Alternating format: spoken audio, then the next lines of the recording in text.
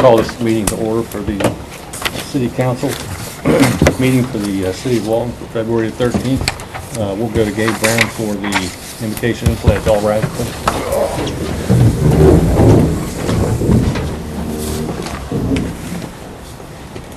Dear Heavenly Father, thank you for allowing us all another day on earth. Thank you for allowing us all to enjoy this great nation and to live in this great city. Please bless this council. Please bless the citizens of Walton.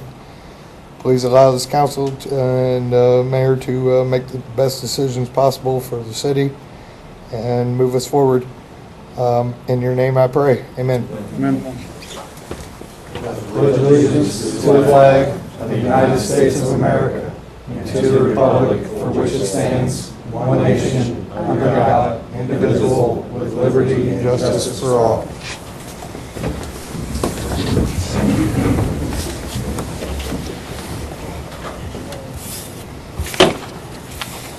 Need a roll call, please. Carl Dietz. Here. John Wainwright. Here. Gabe Brown. Here. Rose Beach. Here. Stephanie Williams. Here. Matthew Brown. Here.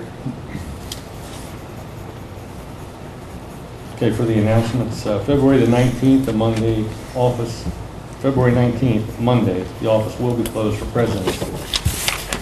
March 31st, Saturday, is the Easter egg hunt at 2 p.m. at the Walton City Park. That's all the announcements I have. We have with us this evening our auditors, Van Gorder and Walker, and I believe they have a presentation for us. And for that, Patty Edgley is here, and she has a presentation. Would you like to step to the podium, Patty? I'm assuming that's turned on. No, she can't get that one. Oh, I'm sorry. Yeah. No, you can We'll just stand. turn it on and set it over there. This is new.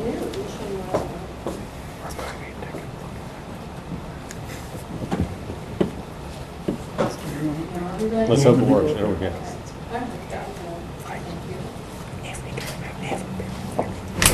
Good evening. As the mayor said, my name is Patty Edgley, and I'm with Van Gorder Walton Company. We've been doing the audit with the city of Walton for a number of years. This little city is one of my favorite audits, so it's a pleasure being here. John Chamberlain is here. He's actually the owner, audit partner for Van Gorder Walker. And normally I'm not nervous when I come to do a presentation, but I've never done a presentation with my boss here. So I'm probably going to talk really fast, and I have dry mouth. So I've given you a packet. The first part of the packet is the PowerPoint presentation.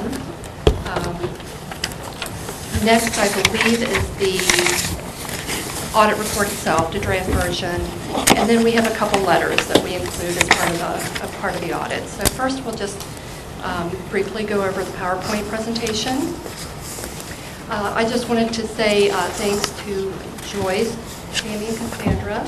They are a joy to work with. You've got a great staff. Like I said, I really enjoy our time there at the City Beach. Let's see. The slide number 2 is the first letter that you will find in the audit report itself. And this is our opinion letter. Whenever I get an audit report from another entity, if I'm at church and somebody hands me an audit report, the first thing I do is I go to this letter because that tells me what the auditor's opinion was. And you have the highest audit opinion that we give. That's very important. That's the highest level of assurance that you can get in an audit, is that's saying that we, in our opinion, the financial statements present fairly in all material respects the financial position of the entity. Slide 3, we're just doing a comparison of the governmental funds of your assets and your cash. So the blue lines are your assets, your total assets, and you can see the trend is to increase over the past few years. The green is your cash. So your cash and CDs increased about $369,000 from 2016, which is a 23% increase, compared to a 15% increase the prior year. We have a rule of thumb that we would like to see you have cash on hand at June 30th equal to about 3 months of your operating expenses. So for you, that would be just over $200,000.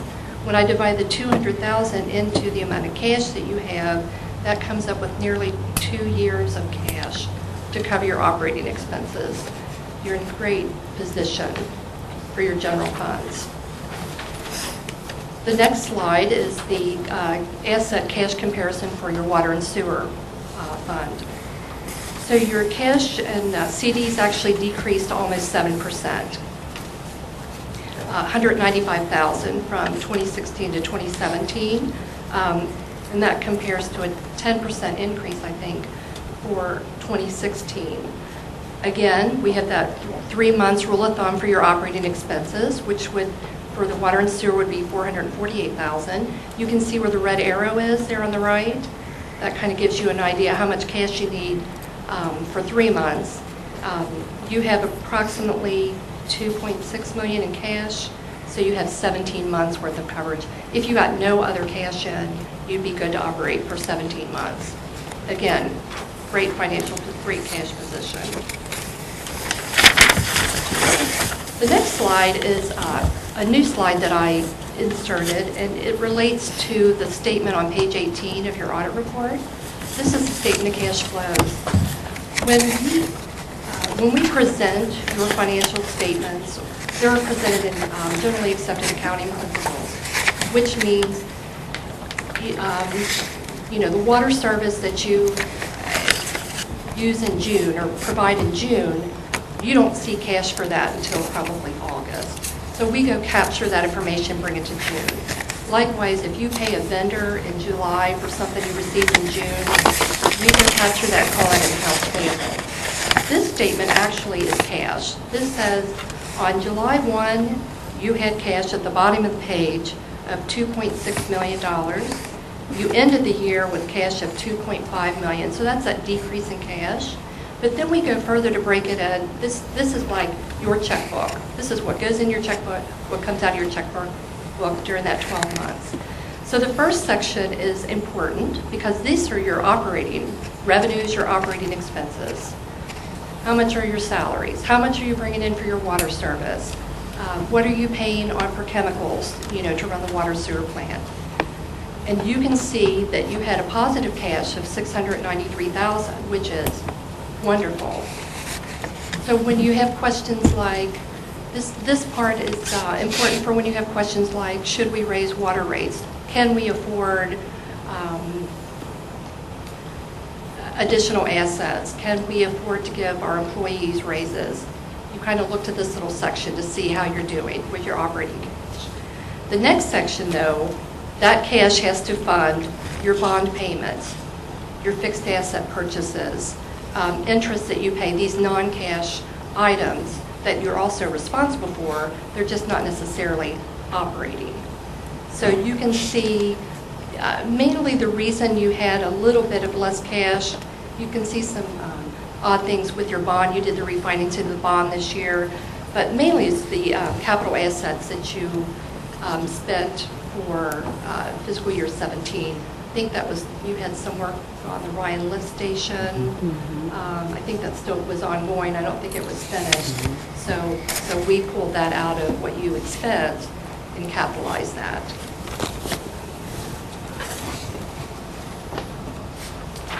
The next slide is your liability comparison for your governmental activities. We talk every year a little bit about that GASB 68. You can see the first year it started was 2015, and it's pretty steady for you. 285,000 of your liabilities for this year is the GASB 68, that unfunded pension liability that we're required to put on your books each year. The slide 7 is the same information for your water and sewer activities. You're running pretty stagnant there, pretty steady. You've been paying down the bonds good. You had the bond refinancing this year, so you're still paying down consistently on your debt. you recognized an additional $80,000 in that GASB 68 liability. Slide 8, we're just comparing your revenues versus your expenditures. So you can see the green line is your total revenues, which was, there's a pretty good gap, about $325,000 between the revenues and expenditures. Good management of your expenses. For last year, and 15 and 16, you were averaging about like a net income of $225,000, or an increase over your revenues over your expenses. So you're above the average for this year. The next slide is number 9. This is taken directly from page 14 of your financial statements. And it's giving you all of your governmental expenditures. Total expenditures was $801,000, and you can see it's broken down by category: general government, $566,000, streets, $44,000, and so on. Overall, your expenses decreased $191,000 from 16. Your general government expenses were up a little bit. Your street expenses are where you decreased the largest. It was $151,000 decrease, and you spent $74,000 less in your capital outlay than you did the previous year. Slide 10 is a yearly comparison of all of those categories on the previous page. I'm not going to spend a lot of time on these slides. You could just kind of see how the trend. For general government, $566,000. That was about a 32% increase. Public Works on the next slide stays steady in the $155,000 range. The capital expenditures, like I said, you spent last year $100,000. For 17, it was $26,000. Last year, you did purchase of 31 Main and 35 North Main. So those were your two big capital outlays for 2016. Your water and sewer fund expenditures on slide 13. Again, you're staying right there, right at just under $1.8 million the past 3 years, a decrease of 3.3% for 2016. Your next slide, debt service, you paid $159,000 on your principal, and then you refinanced the 2008 bond with the 2017 bond. There were 0 capital contributions for the year. Last year or this year, no new developments, I guess. So that brings us to the statements themselves. I'm not going to spend really any time on the statements other than to say the letter that we talked about on the first slide is on page 2 and 3. The next section is called the management discussion and analysis. It gives a really good summary of the statements. So I encourage you to read that. Then you'll have the statements. And then beginning on page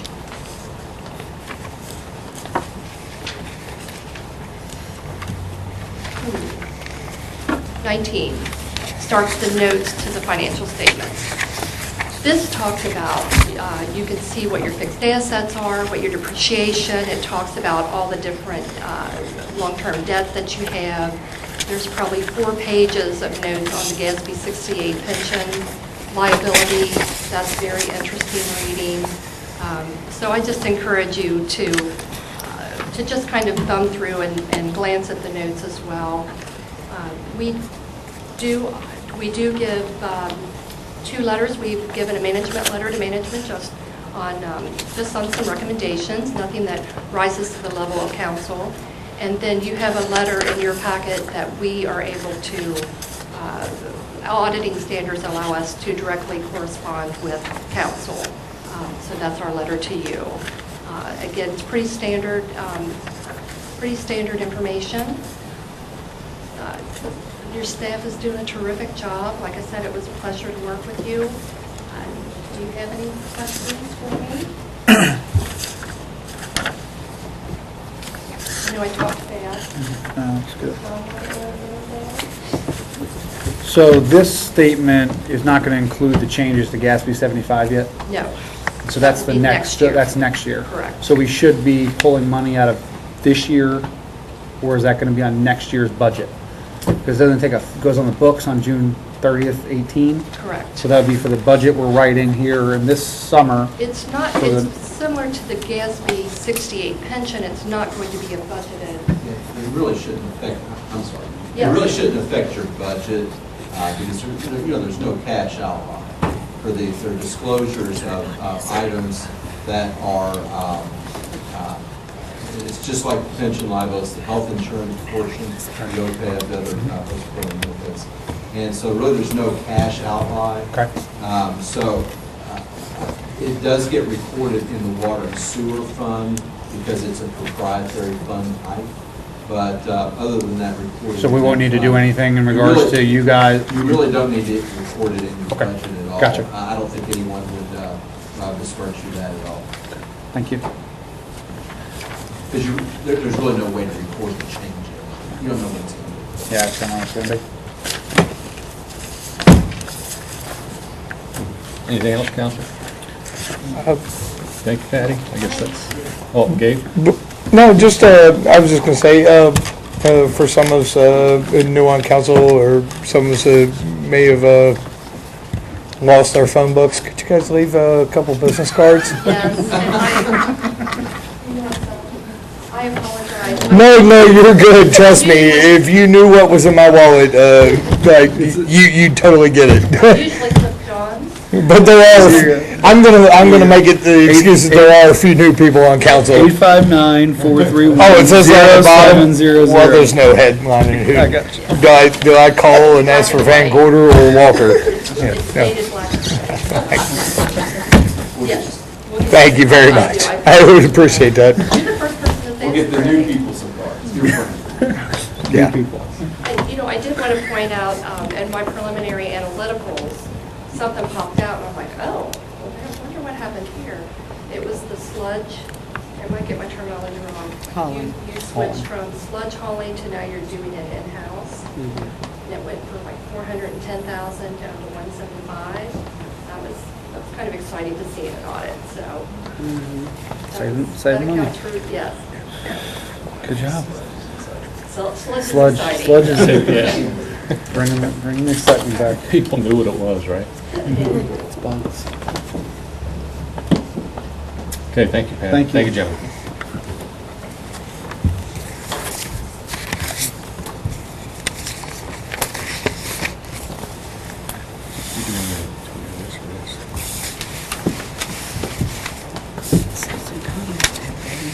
Is it, ain't this, huh?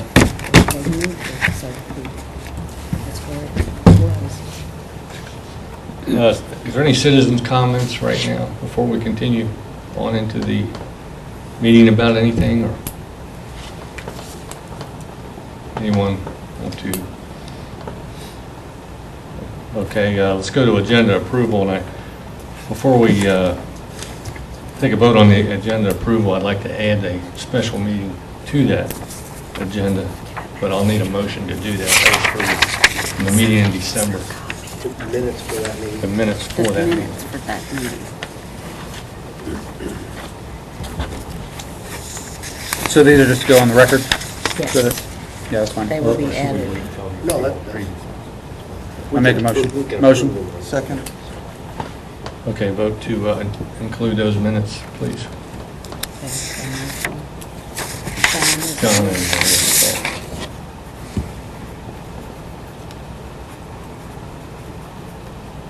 Carl Dietz, Yes. John Wainwright. Yes. Gabe Brown. Yes. Rose Beach. Yes. Stephanie Williams. Yes. Matt Brown. Yes.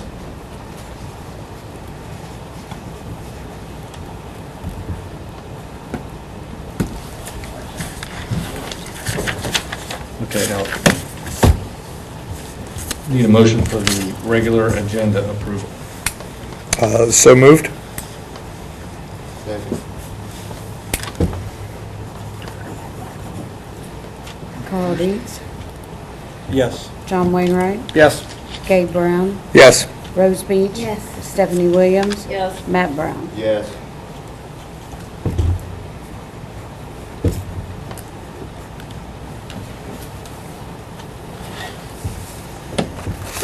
Now we need a motion for approval of the previous minutes for the January 9th meeting.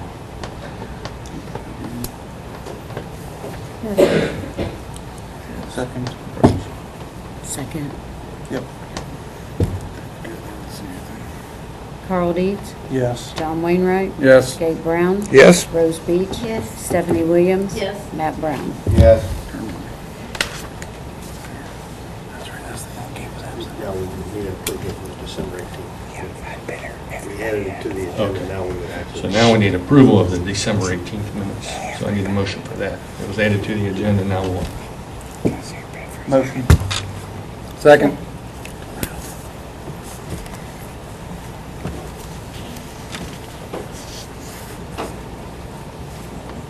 Carl Dietz. Yes. John Wainwright. Yes. Gabe Brown.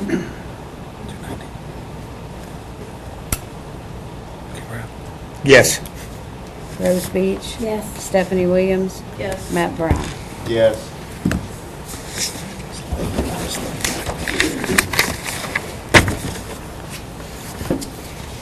we only have one ordinance in order tonight, so we'll go to Mr. Duncan for that. Okay, actually, Mayor, we already did the second reading of this ordinance, and it was tabled. Okay?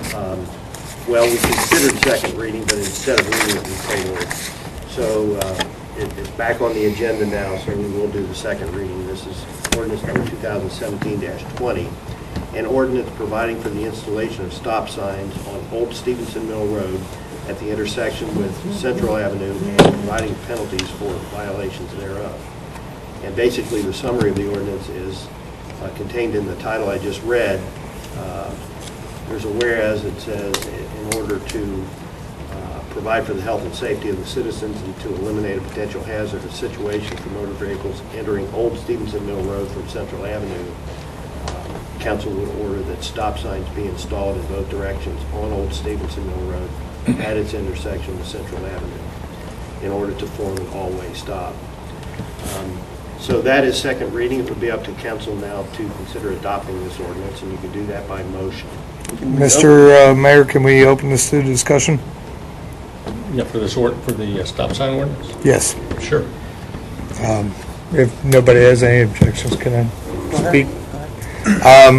We've talked about this amongst council. Rose and myself both live on Central, and it's not just for us. Thank you, John. I've had to deal with that since I've been driving, and Rose has been driving a lot longer than I've been alive. No offense, but she's also lived on the same road a lot longer than I've been alive. I don't. I'm sorry, that turned out wrong, but it is. Matt with Cardinal. And thank you very much, Matt. He confirmed it's under a 5-second test or 6-second test. 6 seconds? 6 seconds. Yeah. Basically, when you turn out of this lane, and when you go to turn left off of Central Avenue, you cannot see. And if a car is driving at any decent speed, and a lot of people don't always go quite the speed limit. It's very difficult with the berm to the left. You can almost not see a car, and if there's any kind of inclement weather, anything like that, it's very difficult to see. So I challenge everybody on council to please vote for this, and I hope everybody understands, and if anything, this is going to slow some traffic down and make it a little safer for our pedestrians in the city. That's all I got. Just a quick question here on my end. I know when we tabled this before, there was questions about, having Department of Transportation or the county or somebody come and do a test to see how bad it would slow down the traffic.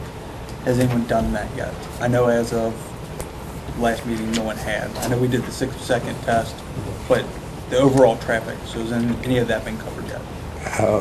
As far as I know, Cardinal's the only one that's done anything with that. Is that correct? Nothing to do on that. KYTC pretty much said, since it's a city street, that they have no jurisdiction over it, and the county is not responsible. Okay. Then I would suggest maybe we try to monitor that a little bit on our own then, do our own little test for it.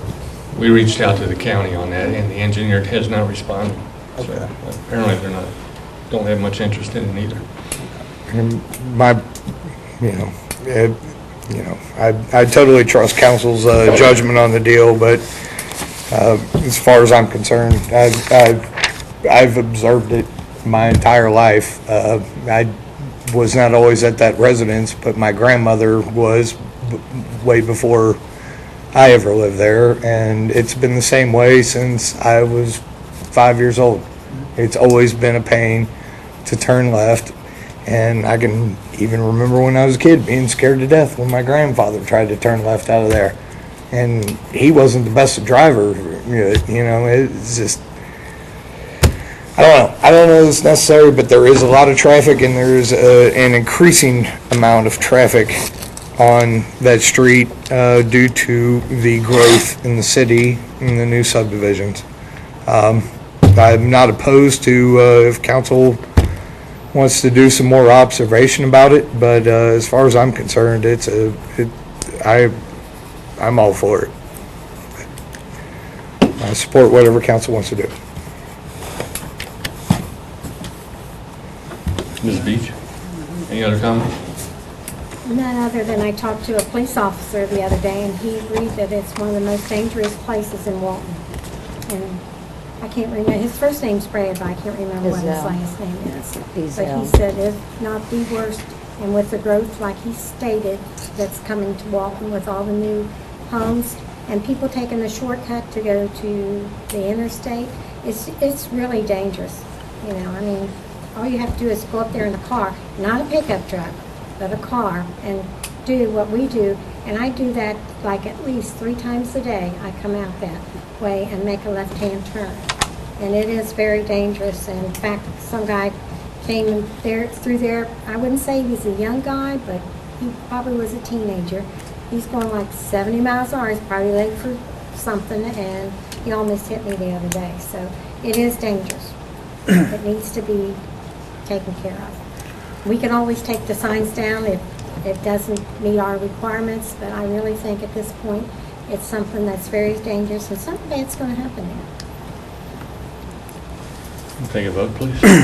Well, we need a motion. Oh, I'm sorry, yeah. So, I will motion. Okay. I'll second it.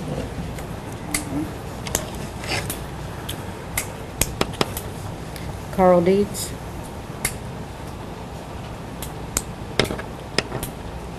Yes. John Wainwright. No. Gabe Brown. Yes. Rose Beach. Yes. Stephanie Williams. No. Matt Brown. No.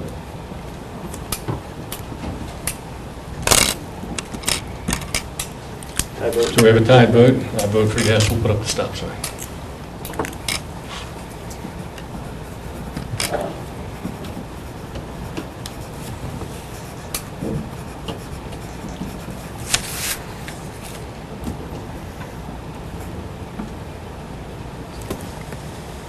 First time voted die in your favor.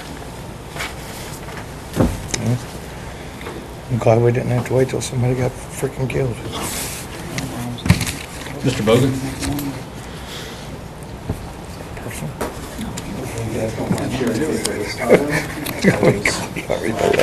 No, well, our printer at the office has been acting up off and on, and I tried to go home and print it out, and our ink cartridge was running out at home. All right, this is as good as it's gonna get. The last one is. So we're sharing?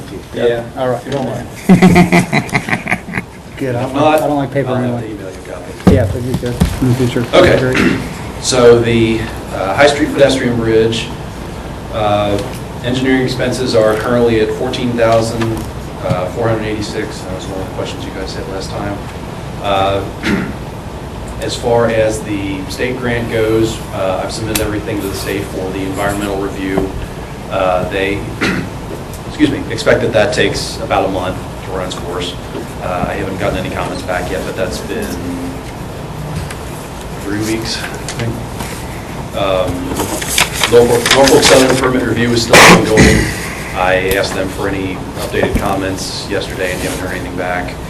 As we discussed in caucus, the current design challenge that's come up is maintaining ADA accessibility with the railroad's requirement to raise the bridge for the potential that they could raise their track up at some point in the future. I've asked them if there's any chance of a variance on that, and they said pretty much no, that since the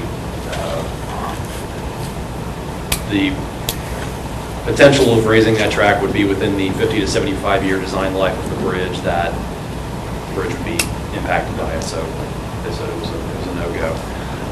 Where we are right now is I'm working with the bridge manufacturer that we've talked to a couple times to see if there's any design alternatives that can work around that, either putting a camber in the bridge to slope down outside of the extents of the track, and or some sort of prefabricated ramp system that would be maintain that accessibility without running up the cost too much. So as soon as I have something on that, I'll let you guys know. The school road turn lane, the plan set's been prepared for that, and per council's request, I added a relocation of the water main through the private property and into city and state right-of-way. So I will be submitting the encroachment permit to KYTC this week for their review, since it is within the state right-of-way. Also, just as an aside from our discussion of the cost estimate, from the constructability standpoint, since the resurfacing of School Road will also be taking place this summer, I think there could be some benefit to, under this contract, to just put in the gravel base and the base course of the asphalt, and then have the surface courses put in all at once under the resurfacing contract. I think it would be easier to do that way, and it would look better in the end. You wouldn't have, a turn lane, the main road, and then another turn lane and joint sealing and all that. I think it would hold up better in the long run. So the cost estimate for that, and this is where my copy is getting streaky, I think it was $126,000 change.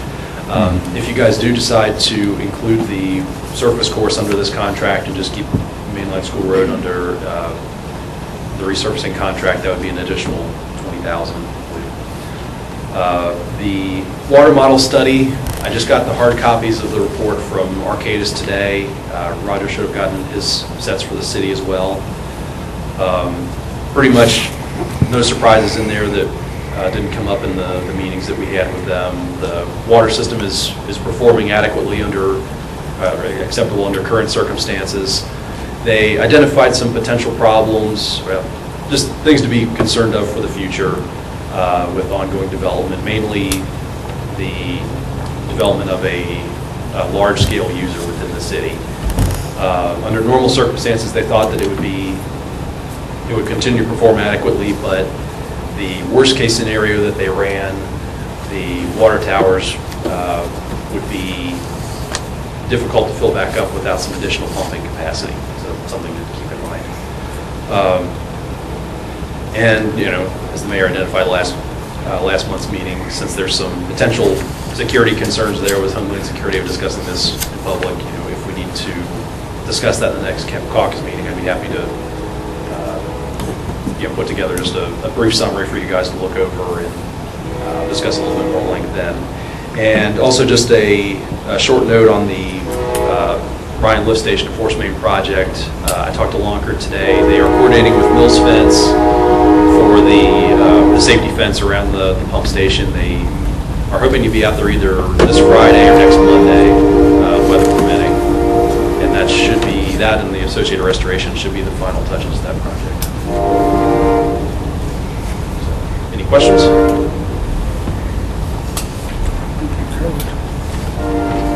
Apparently not. Any questions? Okay. Thanks, Matt. Thank you. Thank you, Matt.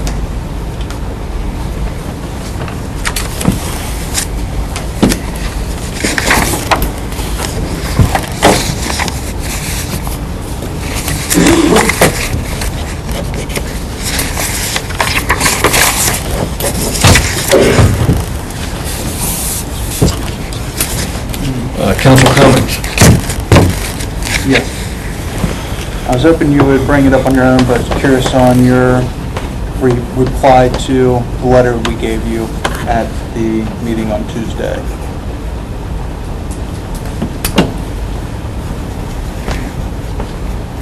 The letter that, well, I was handed on the way out of the meeting on last Tuesday. No, the letter you were handed while you were sitting there, but you got up and decided to leave before we were ready. We told you there was more, but yes, that letter.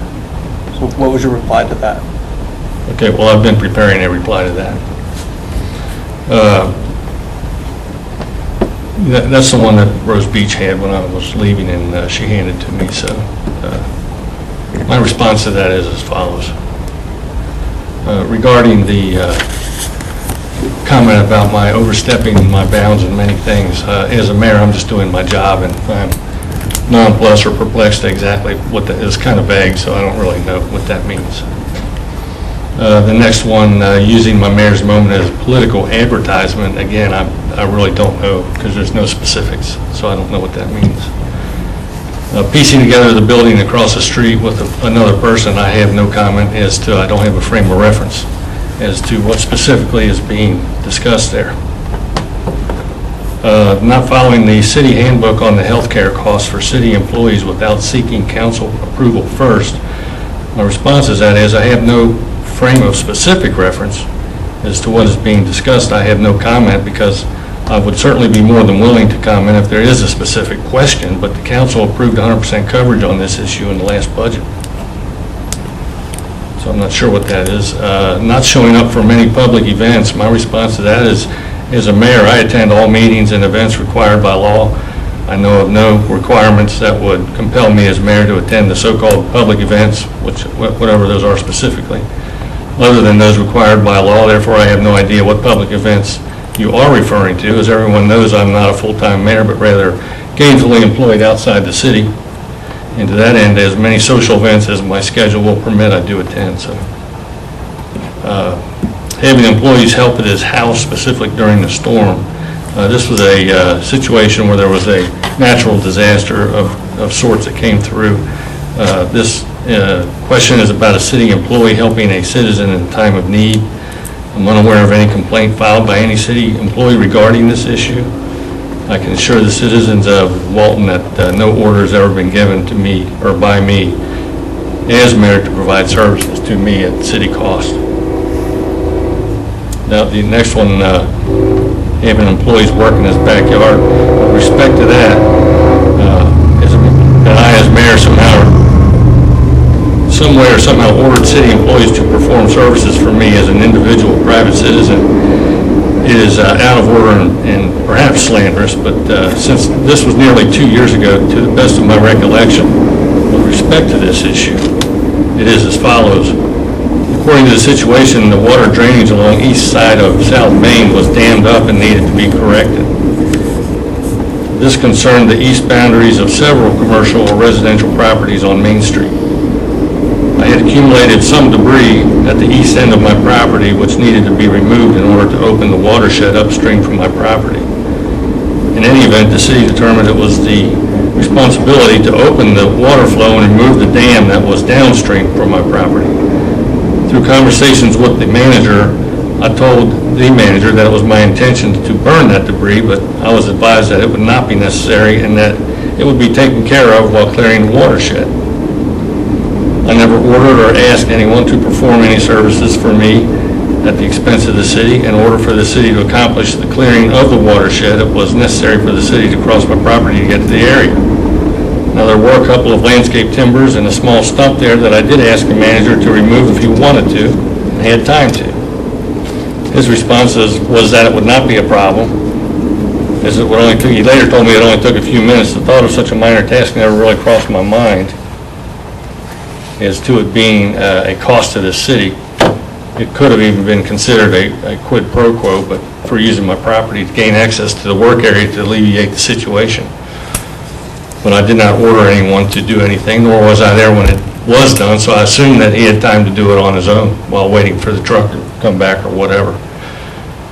Since this was a minor task, I thought perhaps that it would be done in the downtime. So he didn't suggest or indicate to me in any form or fashion that this would violate his duties or responsibilities, nor that this may be an improper request of use of his time. So here again, I'm really perplexed as to why this issue is being discussed nearly 2 years later, but that's to the best of my knowledge, memory, that's the facts.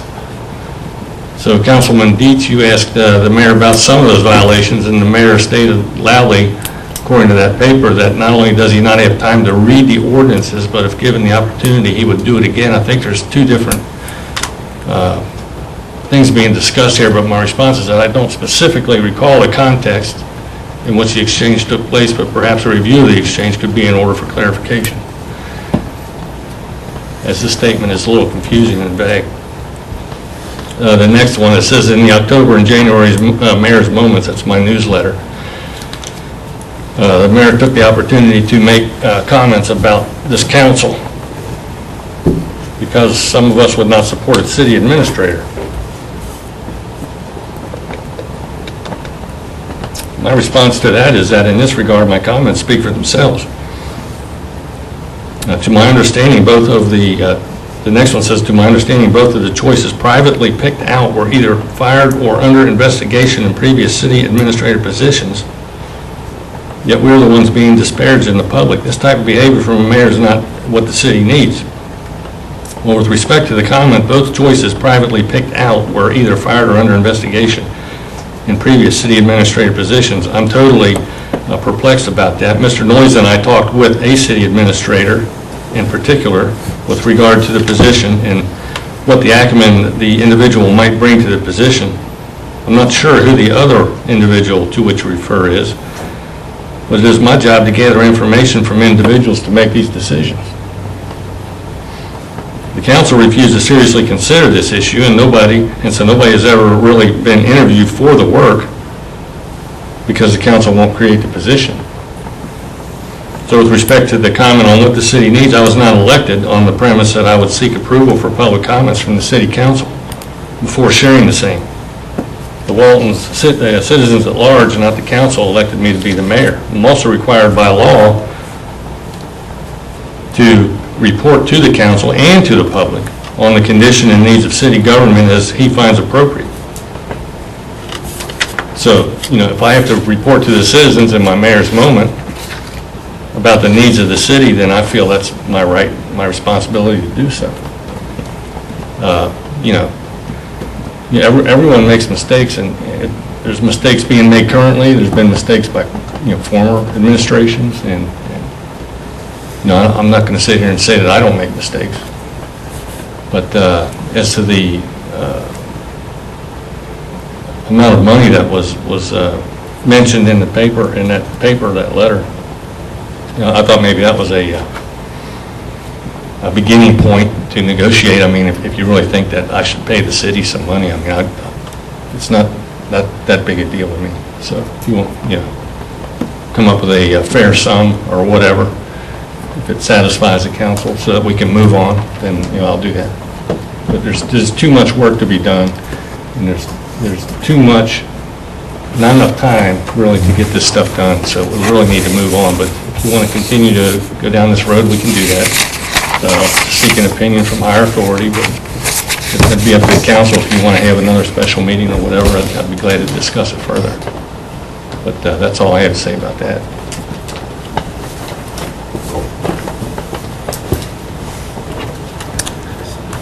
Any other council comments? Yeah, I have some comments. Anyone else? Yeah, I got some.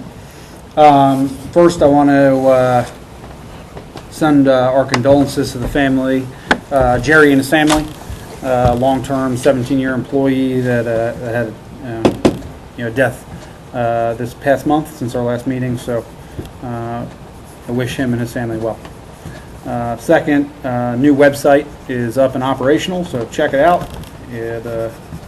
Cassandra and the team did a great job helping getting all the information together, and Cassandra was the lead on the tech side, so thank you. And good to see that you're, hopefully you're feeling better. I know you just had some surgery, so hopefully we'll see you soon. So that's what I got. Brown? I would like to reiterate what John said. Condolences to Jerry and his family. Very sad loss. Been a very loyal and dedicated city employee for a long time. I would also like to congratulate John and Cassandra and the city staff on a job well done. The city website's actually so easy that I can operate it, and I'm not the most technologically savvy person. If anybody that knows me, I navigated right through it. It was great. But You are a person in mind as we yes, yes, we're doing it. there you go. As other than that, no, I really don't care to discuss any thoughts or opinions on anything else. I think we as a government, council and mayor included, we have some things to discuss and work on, and we have some work to do. So I won't discuss any of that, but that's all I got. Ms. Beach? No. Ms. Williams? What you read to us, Mhm. what you had, can all council get that copied in our packet for next month, please? I'll take that under consideration. It'll be in the minutes, right? It's open meeting. I believe it should be in the minutes, yes, sir. Mr. Brown? I do appreciate you giving a response as it's fell on deaf ears. But yeah, I'd like to say I'm sorry about the loss of Jerry and his family. Good job done on this. Yeah, that website's been a long time coming, and it kind of stalled out for a while, and I asked Cassandra if she'd pick it up and take the lead on it. She did a good job, so appreciate that. How you feeling, Cassandra? Pretty good? Good. Okay, and Final citizen comments, maybe? our condolences to Jerry, as stated earlier. So, need a motion for adjournment, please. Anybody else, any comments, folks? Motion for adjournment, please. Motion. Second. Vote, please. John and Matt. Yes. Carl Dietz. Yes. John Wainwright. Yes. Gabe Brown. Yes. Rose Beach. Yes. Stephanie Williams. Yes. Matt Brown. Yes. Meeting adjourned. Thank you, folks.